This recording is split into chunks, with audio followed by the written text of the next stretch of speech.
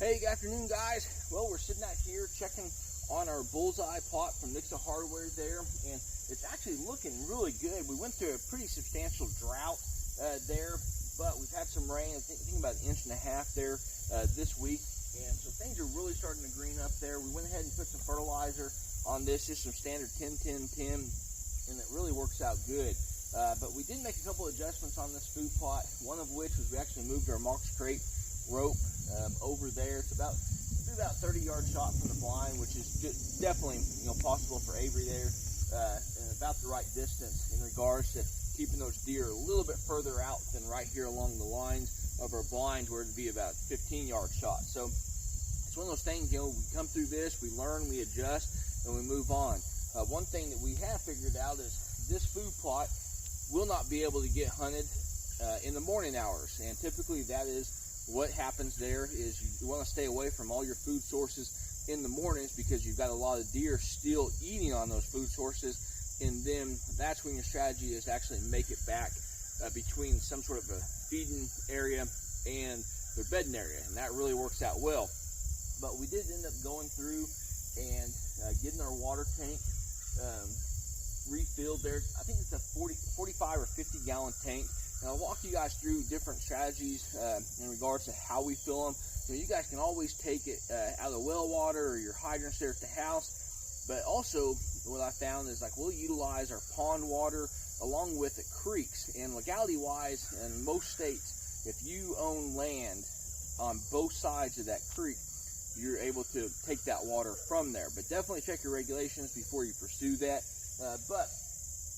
Overall, we've been pretty impressed. We've got, as we were driving up here, what did we see in the food plot? We saw a lot of turkeys. A lot of turkeys. You got to see them too, didn't you? We were too busy watching the grasshopper though. Either way, we came through here, got to see a lot of wildlife in here. We try to wait for those deer, especially those deer that move out of here before we actually progress in this, in any kind of food or hunting location there. And one thing what I've done is I've actually started flying my drone into these locations, because I was actually planning on taking that water to a different spot.